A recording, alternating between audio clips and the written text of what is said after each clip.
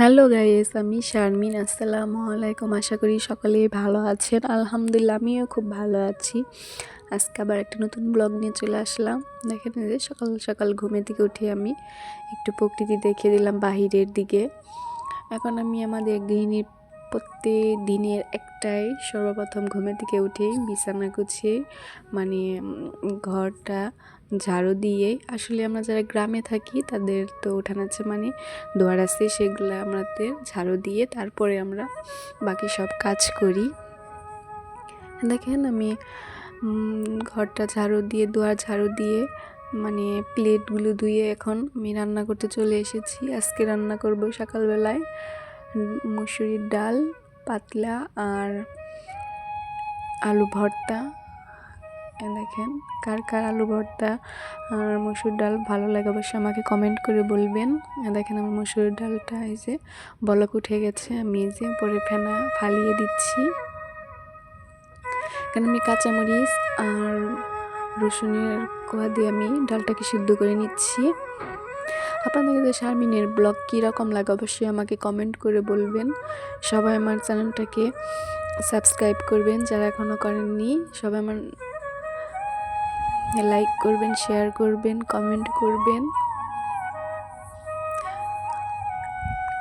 যারা সাবস্ক্রাইব করেছেন তাদের অসংখ্য ধন্যবাদ। দেখেন আমার ডালটা সিদ্ধ হয়ে আমি নামিয়ে নিই। এখন আমি এই যে ভাতটা চুলা চড়িয়ে দিয়েছি, আলু ভর্তা দিয়ে আলু সিদ্ধ দিয়ে দিয়েছি।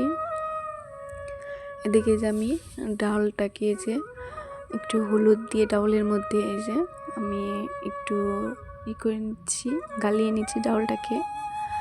দেখেন আমি এদিকে ভাতের মধ্যে আমি ডিমও সিদ্ধ দিয়ে দিয়েছিলাম।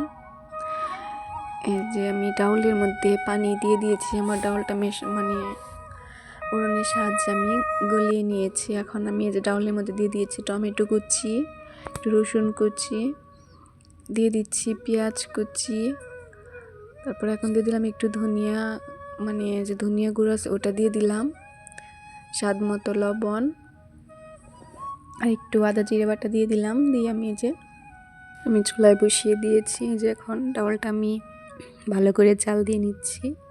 দেখেন আমার ডাউলে বেশ তখন পরে আমি ডাউলটাকে জাল দিয়ে নিয়েছি। এখন আমি ধনিয়া পাতা কুচি দিয়ে আবার একটু নাড়াচাড়া করে নিয়েছি ফুটিয়ে। এখন এই যে আমি ডালটাকে নামিয়ে নিচ্ছি, আমি ডাল বাগার দিয়ে দেব। এখন আমি এই যে আলু ভর্তা করব, তার জন্য শুকনো মরিচ ভেজে নিলাম, নিয়ে এখন এই কড়াইতে আমি দিয়ে দিয়েছি রসুন কুচি, দারচিনি দিইনি আমি ডালে। এখন তেজপাতা আর এলাচ দিয়ে দিয়েছি, দিয়ে আমি যে ডাউলটাকে দিয়ে দিয়েছি, দিয়ে আমি একটু বলক উঠিয়ে নিয়ে এখন ডালটাকে আমি নামিয়ে নেব। আমার ডালটা হয়ে গেছে, দেখেন ফাইনাল লুক, ডাল আর আলু ভর্তা।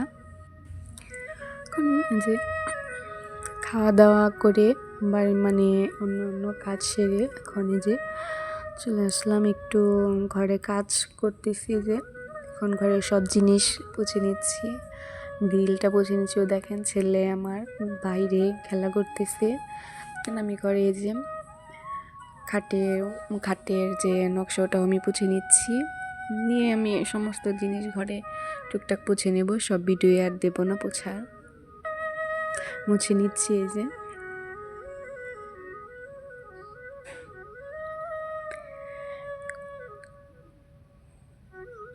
সবাই আমার পাশে থাকবেন। আমি নতুন আপনি এগিয়ে যেতে চাই, আপনাদের মতো যারা এখন সাফল্যের দিকে এগিয়ে গিয়েছেন তারাও আমার সাথে থাকবেন। যারা আমরা নতুন এসেছি তারা সকলেই আমার সাথে থাকবেন, সকলেই আমাকে সাপোর্ট করবেন, আমি আপনাদেরকে সাপোর্ট করব।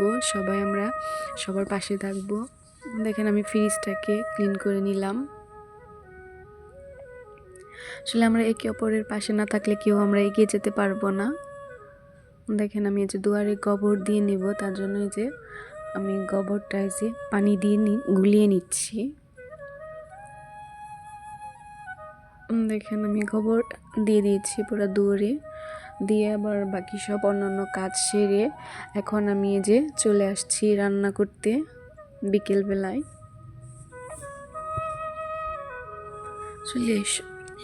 সব কাজই তো দেখানো যায় না, বা সব ভিডিওই তো আর নেওয়া যায় না। ভিডিওর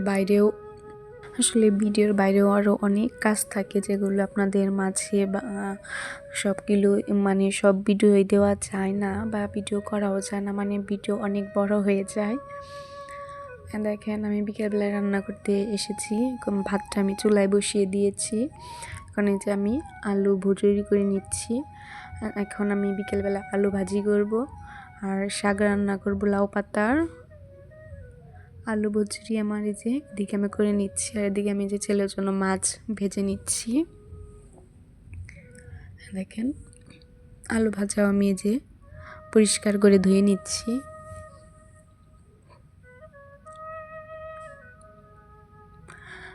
আলু আমার কুচি করা ওটা আমার ধোয়া হয়ে গেছে। এখন এর মধ্যে দিয়ে দিচ্ছি একটু হলুদের গুঁড়ো, একটু ধনিয়া গুঁড়ো, আর স্বাদ মতো লবণ। আমি কাঁচামরিচ দিয়ে ভাজি করব। এদিকে আমার মাছ ভাজা হয়ে গেছে। আমি এই যে মাছটাকে নামিয়ে নিচ্ছি, নিয়ে আমি ওই কড়াইতে দিয়ে দিয়েছি কাঁচামরিচ ফালি, পেঁয়াজ কুচি দিয়ে একটু ভাজা ভাজা করে নিয়ে যে আলু মানে আলু ভুজি করে রেখেছিলাম সেগুলো দিয়ে দিলাম। দিয়ে এখন আমি যে ভাজি করে নিচ্ছি।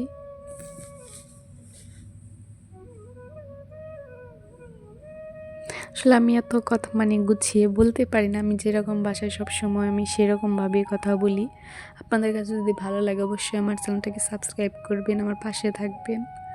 দেখেন এখন আমি লাউ পাতার শাকটা রান্না করে নেব। এখন আমি যে স্বাদ মতো লবণ দিয়ে আমি শাকটাকে ঢেকে সিদ্ধ করে নেব। দেখেন আমি ঢাকনা গুছিয়ে আমি নাড়াচাড়া করে নিচ্ছি।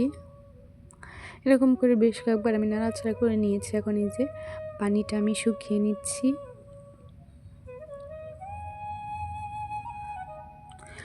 আসলে পানিটা না শুকিয়ে নিলে শাকটা ভালো লাগবে না খেতে। আমি ও শাকের মধ্যে এমনিও পেঁয়াজ দিয়ে দিয়েছিলাম। এখন আবার শাকটা আমি নামিয়ে কড়াইতে দিয়ে দিয়েছি এই যে রসুন কুচি। এখন দিয়ে দিচ্ছি কাঁচামরিচ ফালি, পেঁয়াজ কুচি দিয়ে ভাজা ভাজা করে নিচ্ছি। আমার ভাজা ভাজা হয়ে গেছে। তারপর আমি দিয়ে দিলাম শাক, মানে শাকটার সাথে আমি এখন এগুলো মিশিয়ে নেব। মিশিয়ে নিয়ে যে আমি নাড়াচাড়া করে নিচ্ছি। দেখেন আমার শাকটা হয়ে গেছে। এখন আমি নামিয়ে নেব। দারুণ লাগে খেতে। দেখেন আমার ফাইনাল লুক। শাকের সাথে যদি হয় শুকনা মরিচ, দারুণ স্বাদ খেতে। আপনাদের কাছে আমার ভিডিও কীরকম লেগেছে অবশ্যই আমাকে কমেন্ট করে বলবেন। আজকে পর্যন্ত সবাই ভালো থাকবেন। আল্লাহ হাফেজ।